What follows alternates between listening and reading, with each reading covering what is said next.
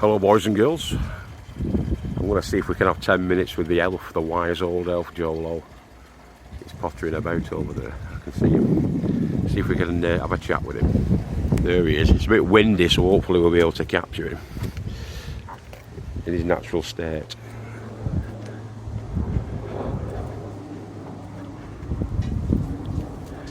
What are you up to, pal?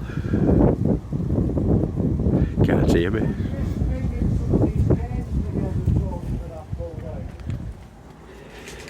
So which were these used for then? These were just the canes that had rental on the tomato plants.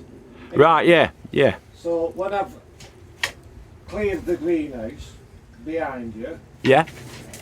Anyway, I've been throwing the canes in there to dry out, and I'm just tying them up in bundles. Then I'll put them on the side, and then they stay dry and clean to be used again next year. So right, so these were the shelves where you had them strawberries, weren't they? that's it, yeah. So the strawberries came out. Yeah. Caught him on the hop here. I didn't tell him I was going to film. He's always ready though, aren't you, mate? Yeah, and they're just over winter in there. Right. Because if I'd left them in the greenhouse, they'd have just gone absolutely bone dry, wouldn't they? They'll be alright though, won't They'll they? be alright though, so they're sheltered. So they'll just get rained on, they'll stay alive and keep themselves in there till next spring when they'll go back in there. And then, as you can see, shift the cobwebs that we all back into. I've cleared I've cleared all this side out. I've cleared that side out. Plus the bockles. I've got probably, I don't know, there's a few tomatoes left, but these are all going to come out tomorrow. There's about 20 or so, isn't there? So all these at the back here. Then there's a few here, yeah. Few chilies. Yeah. You always single stem them, don't you? I always do. Here's some Italian plums. So they're looking nice. There's a couple of right ones there at the bottom. So we've had but they're just great for cooking with. Yeah. A few left on the other side, so they might stay in a little bit longer. But everything that's red that we can see now is going home together. Or it's going home tomorrow.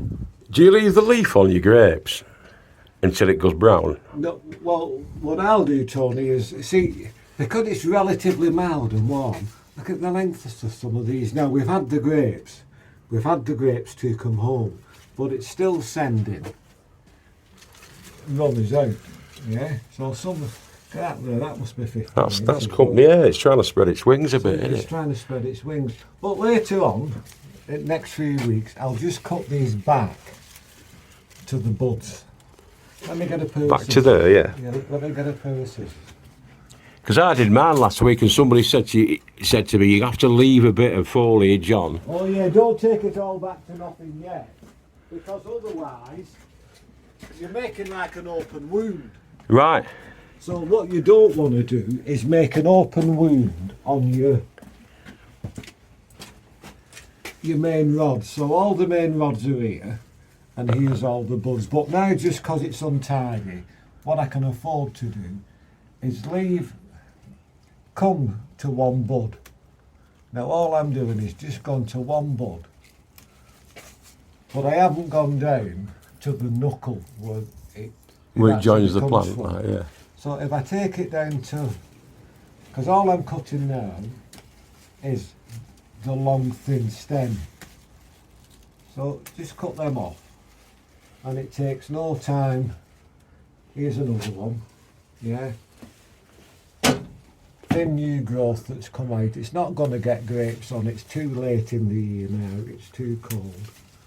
But I suppose all it's done really is just tidied it up. And as you can see, some of the leaves are going brown. Yeah. So all I'll do now is wait until they all go brown, they all die, and then I can just rub them off. But you've not damaged your main rod. No, you never touch. The old wood is where you get the new growth, isn't it? Well, not necessarily, no. The old wood is there and established, right? And from that comes all your buds there. All your sides shoots. All your sides. Now, some of these are probably 8-9 years old, and you can see how big and lumpy they are and gnarled. But they are going to be the start for producing the new growth for us for next year. And then as next year's growth comes along then, and we get hopefully some more grapes, after the grapes, because like I've said before, there you see, basically that could be a tiny bunch of grapes. But had that been longer, yeah, I would have cut it off there. So that stem then, yeah, isn't feeding all the leaves that would grow past it. It'll just feed the bunch of grapes. So the energy goes straight to the grape. Yeah, it's a bit. How did you do this? I didn't see much this year on the grapes. How did you do? I did well, Tony. Because following your advice, we had a bumper crop last year. This year. I had a bumper crop on this side from early on. Yeah. Surprisingly, it's the same rod. On this side, didn't do anything till, and I have no idea why, probably 6 weeks after these had grapes on.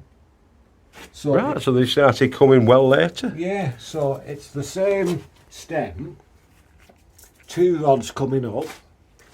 One goes this side, and one goes over the top and comes all along here. Right. But this one, surprisingly, no idea why, a good 6 weeks behind that one. So in a way it was like weird, having 2 separate crops. We had an early pick because these were ready first. These eventually caught up, but they must have been a month behind. But it didn't matter because we had, instead of getting them all in one go, we had 2. Well, that's better, really, isn't it? That's better, really. But that was not a by second flush. Not by plan or design or anything. It's just what happened. The white grapes, these ones. No, these are a pale green. Right. Yeah, these were. Well, yeah, like, you know what I mean. Anyway, they were a pale green grape. Yeah. I think it's the same variety as mine, you know, over there. Well, I can't tell you what it was, Tony. I bought it absolutely donkeys years ago. It's set in, it's established, and just keep looking after it. Nice one, mate. Sorry for ambushing you. It's all right, you've ambushed me. And remind me and tell everybody else that you're going to text me when you get home. Because you the lecky tape. The electrical tape, yeah. Have you got a small screwdriver in there? I've got a set of screwdrivers, yeah. Nice one. Yeah, so tomorrow now I'll clear out the majority of these tomatoes and some of the plants. You do it last pick on your peppers? Yeah, because they're turning red, there's 1s or 2s, but they haven't quite done as well. They've done well, but I've had better years. Yeah. But I think all of us this year, because it was hot and dry for quite a long spell, but we had no rain for what seemed ages. For ages, yeah. And that buggered lots of things. The atmospheric moisture wasn't there, was it, for them? There was just no bloody rain, and if you get no rain and it's not getting down to the roots, particularly the stuff we had outside, you can struggle. Although my cauliflowers did brilliant. Well, and I don't know why. Well, my first batch of cauliflowers that went in with everything else did well, but the second batch I put in didn't do as well at all this year. So they only grew a bit bigger than a tennis ball. Yeah. It's been an odd year, hasn't it? But they were supposedly, the variety was all year round. That's what I did, So you think to yourself, you can sow some early, sow some 4 or 5 weeks later. You've still enough time to get a crop, but the second crop wasn't as good as the first. Yeah.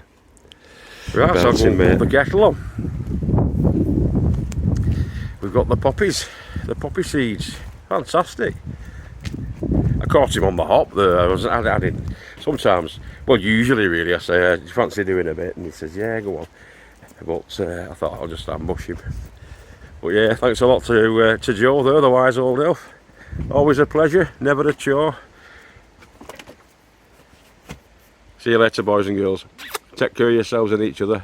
And if I don't see you through the week, I'll see you through the window. Keep growing with your heads down. That's the key. Bye bye now.